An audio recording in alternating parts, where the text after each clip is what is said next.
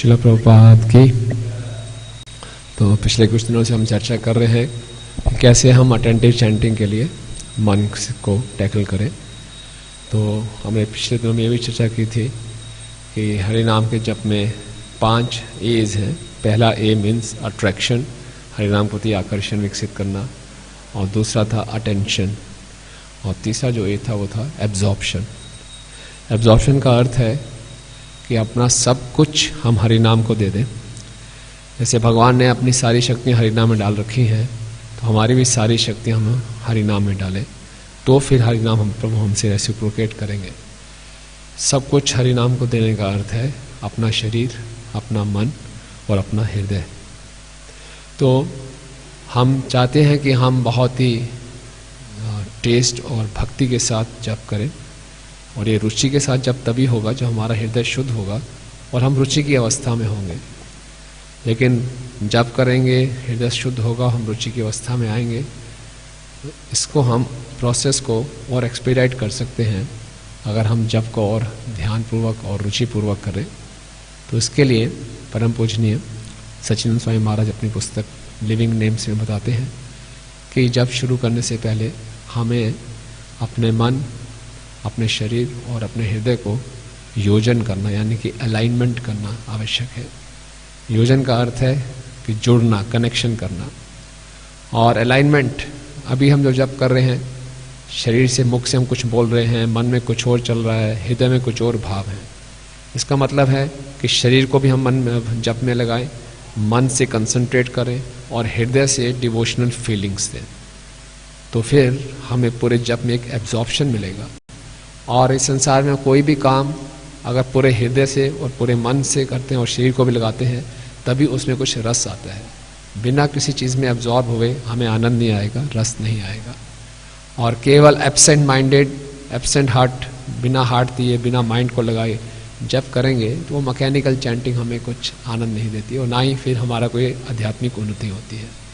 तो इस पूरे देखें, गाड़ी भी है तो गाड़ी की हर चीज़ परफेक्टली अलाइंड है तभी वो चलती है। हम फिजिकल योगा भी करते हैं, एक्सरसाइज करते हैं, उसमें भी हृदय, मन और शरीर को लगाना पड़ता है, तब उसको हम सही ढंग से कर पाते हैं।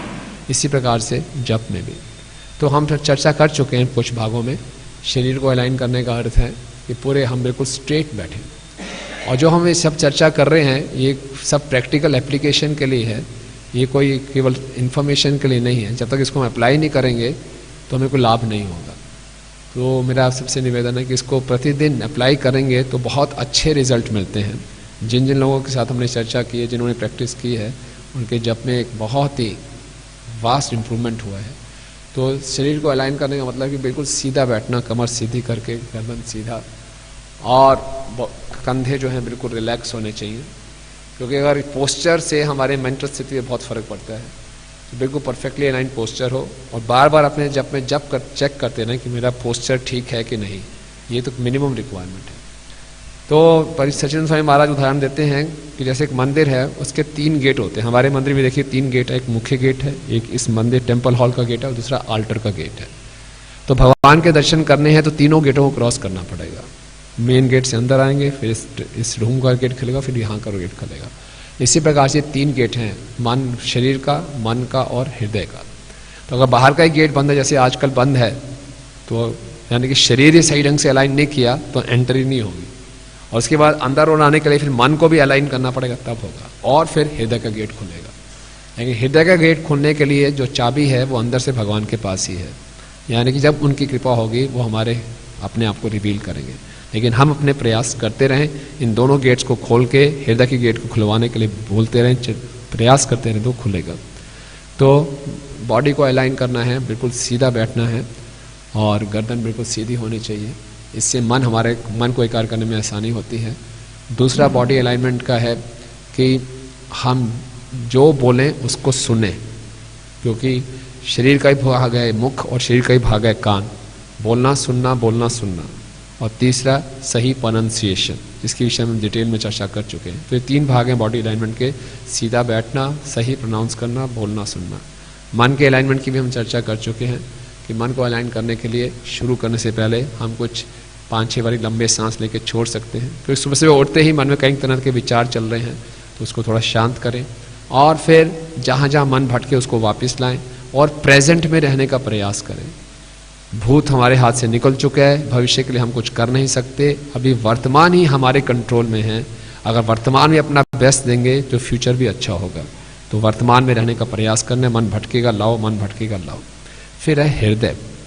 हृदय में हमारे इमोशंस हैं, हमारी फीलिंग्स हैं, और हृदय से हमने ये अनुभव करना है कि कृष्ण मुझे आपकी आवश्यकता है और मैं आपसे बिछड़ा हुआ हूँ, अब मैं आपसे जुड़ना चाहता हूँ, कृपया मुझे स्वीकार कीजिए, मुझे रिजेक्ट मत कीजिए, अपनी कृपा दीजिए।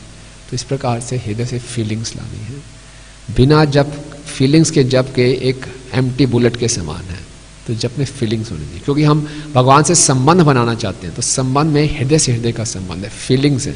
केवल जब इसलिए कर रहे हैं कि दीक्षा ली थी 16 माला करनी चाहिए, नहीं करूँगा तो कुछ गड़बड़ हो जाएगी, नियम टूट जाएंगे, नहीं, उससे प्रेम नहीं मिलता। प्रेम मिलता है फीलिंग्स से। तो अपनी फीलिंग्स डालिए। हो सकता है हमें लगे अभी तो हृदय हमारा बहुत कठोर है, कोई फीलिंग्स नहीं है, तो घबराने की बात नहीं है। जितना बेस्ट हम कर सकते हैं करें, और हम देखेंगे इसका परिणाम जैसे जैसे हम करते हैं, हम कृष्ण से बहुत कनेक्टेड महसूस करते हैं। तो ये एक बेसिक एक्सरसाइज है, इसको हम जरूर करें और इसके हमें बहुत अच्छे परिणाम मिलेंगे। हरे कृष्ण महामंत्र की जय।